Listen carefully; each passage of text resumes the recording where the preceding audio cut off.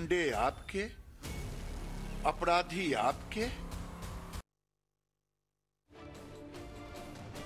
Times of Bharat पर आपका स्वागत है। आपके साथ मैं हूं राकेश पांडे। शुरुआत करते हैं बड़ी खबर के साथ, और बड़ी खबर है कोलकाता में 8 अगस्त की रात को जो कुछ हुआ उसने सबको झकझोर कर रख दिया।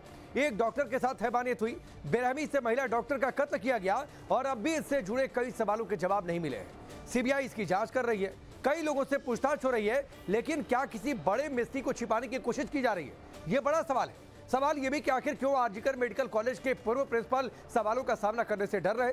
क्या आरोपी संजय रे के साइकोलॉजिकल टेस्ट से बड़ा खुलासा हो सकता है? इन सारे सवालों के जवाब जानने की हम कोशिश करेंगे। सियासत से लेकर सीबीआई इन्वेस्टिगेशन की हर पहलुओं को डिकोड करेंगे। आपको बताएंगे कि कैसे दिल्ली टू कोलकाता सवालों से घिर चुकी है बंगाल की सीएम ममता बनर्जी। लेकिन ये तस्वीरें आपके सामने हैं, आप देखिए किस तरीके से चौथे दिन संदीप से पूछताछ, संजय रे के दिमाग का टेस्ट चल रहा है। अमित शाह से राज्यपाल के मिलने की भी खबरें आ रही हैं कि वो जल्द आकर मुलाकात करने वाले हैं। ममता पर बीजेपी का प्रहार लगातार जारी है और इस बीच डॉक्टर्स प्रोटेस्ट कर रहे हैं। शुरुआत करते हैं कोलकाता से आई प्रोटेस्ट की तस्वीरों के साथ। वकील लगातार डॉक्टर बेटी के लिए सड़कों पर वकील भी उतर आए हैं। डॉक्टर्स तो पहले से प्रोटेस्ट कर ही रहे थे, अब कलकत्ता हाईकोर्ट के वकीलों ने भी विरोध मार्च निकाला है। कोलकाता रेप मर्डर केस के विरोध में मार्च निकाला है। महिला डॉक्टर को न्याय दिलाने की मांग की है इन वकीलों ने। आरोपियों को सजा देने की मांग को लेकर ये प्रोटेस्ट मार्च निकला है। तो इस वक्त की सबसे बड़ी तस्वीर है, आप ये तस्वीर देखिए। डॉक्टर्स का प्रोटेस्ट तो पूरे देश में चल ही रहा है, ऑल इंडिया प्रोटेस्ट चल ही रहा है। अब कलकत्ता हाईकोर्ट के वकील भी सड़कों पर उतरे हैं, हाथों में तख्तियां और बैनर लेकर कि वी वांट जस्टिस, डॉक्टर बेटी को इंसाफ मिलना चाहिए। इसके लिए वकीलों का ये बात। पैसे हुई कि आपका भी ना खराब हो, मेरा भी ना। कितनी जल्दी सजा मिलेगी ये तो कोर्ट पर डिपेंड करता है, लेकिन सीबीआई इन्वेस्टिगेशन जो कर रही है वो सीबीआई इन्वेस्टिगेशन ऑल एंगल से कर रही है। तो वो ऑल एंगल में जो भी फाइंडिंग्स आएगी उस पर एक्शन लिया जाएगा। The court will take cognizance of it. तो जल्दी तो बोलना ये तो गलत होगा, क्योंकि सीबीआई इन्वेस्टिगेशन कर रही है और इन्वेस्टिगेशन की जो फाइंडिंग आएगी उसी पर डिपेंड करेगा कि क्या फाइंडिंग्स है। और हम लोग उम्मीद करते हैं कि सीबीआई बहुत जल्द से जल्द अपना रिजल्ट बताएगी, हम लोगों को, कोर्ट को बताएगी। हम लोग का डिमांड यही है कि जो दोषी है उसको जल्द से जल्द पकड़ा जाए और उसको सजा दी जाए। ये एक ऐसा माने इस तरीके का काम हम लोग को धिक्कार है कि ऐसा काम घटा है, और ये प्रशासन को हम लोग को रिक्वेस्ट है कि जितना जल्दी हो सके दोषी को पकड़ा जाए। तो वकीलों ने प्रोटेस्ट मार्च के दौरान क्या कुछ कहा आपने सुना। अब कोलकाता कांड को लेकर एक और बड़ी खबर है। लगातार चौथे दिन पूर्व प्रिंसिपल से पूछताछ चल रही है। आरोप लग रहे हैं कि पूर्व प्रिंसिपल को बचाया गया, संदीप घोष को बचाया गया, लेकिन फिलहाल सीबीआई लगातार इन्वेस्टिगेट कर रही है। सीबीआई के सवालों से संदीप घोष परेशान हुए हैं, यह भी जानकारी मिल रही है। आपको बता दें कि संदीप घोष से अभी तक 40 घंटे से ज्यादा की पूछताछ हो चुकी है और यह सिलसिला पूछताछ का, सवालों को आगे रखने का सिलसिला सीबीआई की टीम से लगातार जारी है। इस बीच बीजेपी ने हमला बोला है कि संदीप घोष को लेकर कड़ा एक्शन होना चाहिए।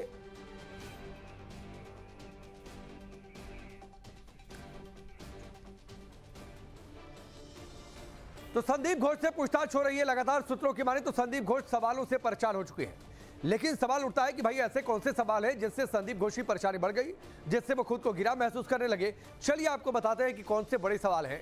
सवाल यह है कि मौत को आत्महत्या बताने की जल्दबाजी आखिरकार क्यों हो गई थी, क्योंकि इस तरीके की खबरें आ गई थी कि आत्महत्या बताया गया था परिवार को।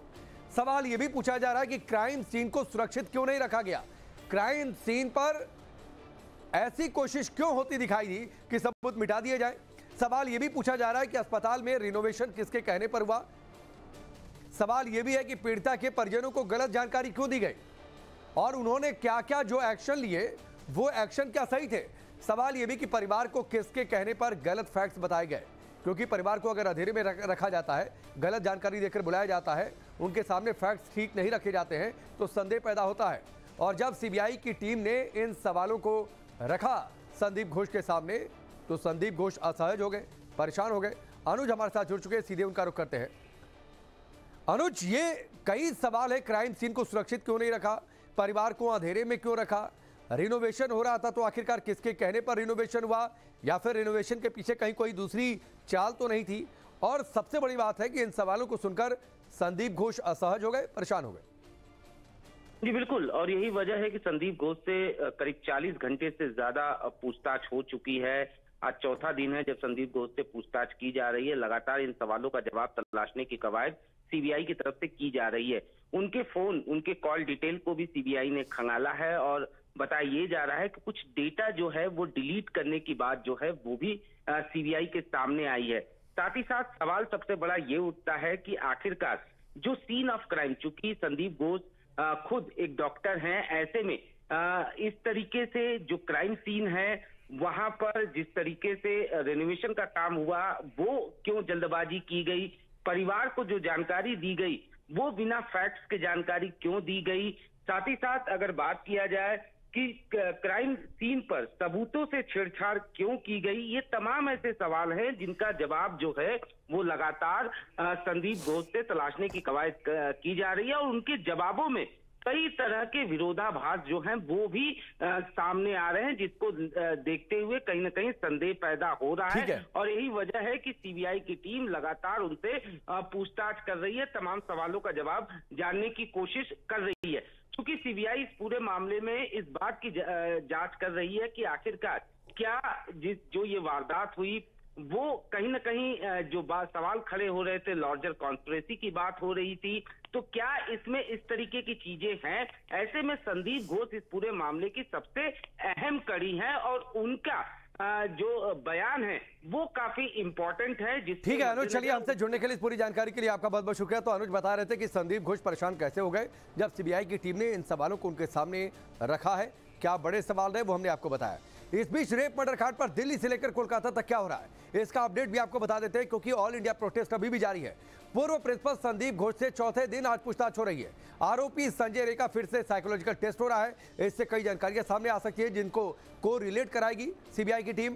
पीड़िता परिवार से मिले हैं सीबीआई के अधिकारी, डॉक्टर और नर्सों के साथ भी राज्यपाल की मुलाकात हुई है।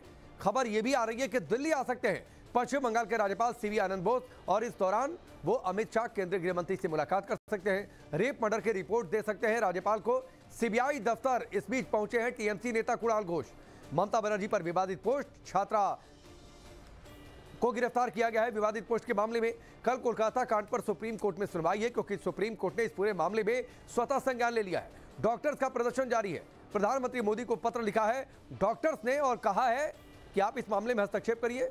डॉक्टर्स की जो मांगे हैं उन पर अलग से कानून बने, उनकी सुरक्षा को लेकर। ममता बनर्जी पर रेप हत्या का केस चले, ये मांग की है गिरिराज सिंह।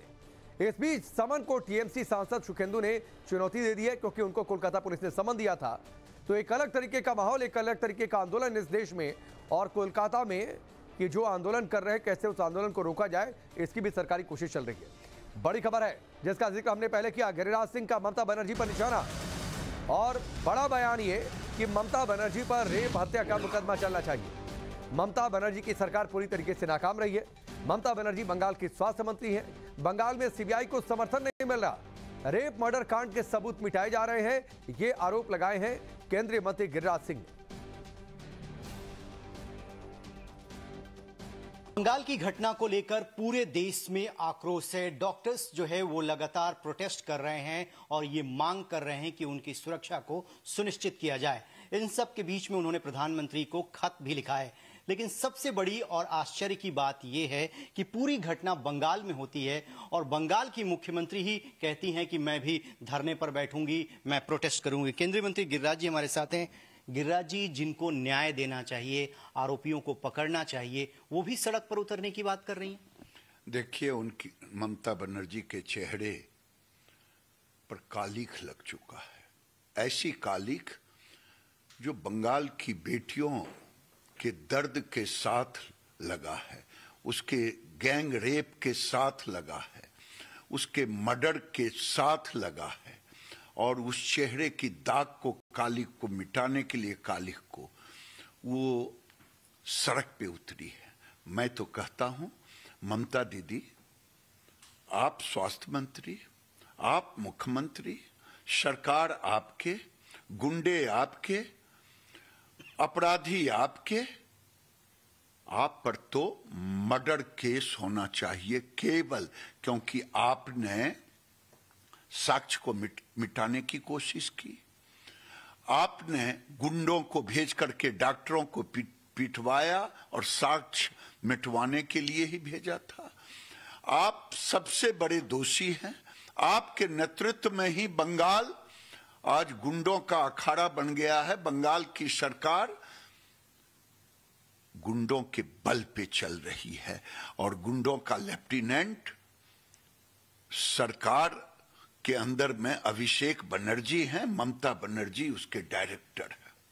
इसलिए केस होनी चाहिए हत्या का ममता बनर्जी पर कि इनके डायरेक्शन में ही सारी घटनाएं हुई है। तो गिरिराज सिंह को आपने सुना। इस बीच टीएमसी सरकार का विरोध लगातार जारी है, लेकिन टीएमसी नेता इस बीच भी विवादित बयान देने से बाज नहीं आ रहे। टीएमसी के नेता हैं उदयन गुहा, उनका एक बयान वायरल भी हो गया है। कोलकाता रेप मर्डर कांड पर उन्होंने क्या कहा है वो आपको सुनवाएंगे।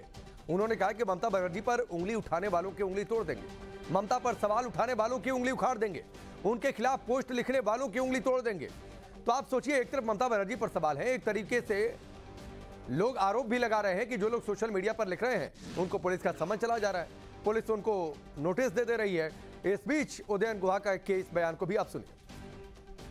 সোশ্যাল মিডিয়ায় মমতা বন্দ্যোপাধ্যায়কে গালাগালি করছেন যারা আঙুল তুলে মমতা বন্দ্যোপাধ্যায়ের পদত্যাগ চাইছে, সেই আঙুলগুলোকে চিহ্নিত করে সেই আঙুলগুলোকেও ভেঙে দেওয়ার বন্দোবস্ত করতে হবে। নাহলে পরে এরা বাংলাকে একটা নতুন করে বাংলাদেশ করবার চেষ্টা করবে, কিন্তু ওরা জানে না হাসিনা যে ভুল করেছে মমতা বন্দ্যোপাধ্যায় সেই ভুল করবে না, করেনি। तो आप सोचिए, सरेआम धमकी की सवाल न पूछा जाए, सरेआम धमकी की आवाज नहीं उठाई जाए, नहीं तो क्या है, टीएमसी के नेता उंगली तोड़ देंगे। लेकिन ठीक है, लोग सड़क पर हैं, डॉक्टर सड़क पर हैं, वकील भी प्रोटेस्ट कर रहे हैं कोलकाता हाई कोर्ट के। किसकी किसकी उंगली तोड़ेंगे, आगे बढ़ते हैं। इस बीच एक और बड़ी खबर है, बीजेपी से सांसद है राजू बिस्ता, उन्होंने ममता सरकार पर हमला बोला। बंगाल में राष्ट्रपति शासन लगाने की जरूरत है। राजू बिस्ता का यह बयान, बंगाल के 10 करोड़ लोग असुरक्षित महसूस कर रहे हैं। बीजेपी सांसद ने कहा कि यह कोई पहला मौका नहीं है, बंगाल में लगातार हो रहे हिंसा और उपद्रव के बीच राष्ट्रपति शासन लगाने की जरूरत है। जो घुसपैठ है, यहां तक कि रोहिंग्यास, इनके लिए सेफ हेवन आज पश्चिम बंगाल बना हुआ है और पश्चिम बंगाल की 10 करोड़ जनता अपने आप को असुरक्षित महसूस कर रही है। और आज से नहीं, विगत में ऐसी कई घटनाएं घटी और आज सुप्रीम कोर्ट ने भी इसको संज्ञान में लिया है। मैं एक ही बात कहना चाहूंगा, भारत सरकार को, भारत की राष्ट्रपति जी को इसको संज्ञान में लेना चाहिए। बंगाल भारत का हिस्सा है और भारत के 10 करोड़ जनता पश्चिम बंगाल में रहते हैं। अब उनकी एक ही आस है कि भारत सरकार और भारत के राष्ट्रपति ही पश्चिम बंगाल की जनता की सुरक्षा कर सकती है और मुझे लगता है इसमें ज्यादा देरी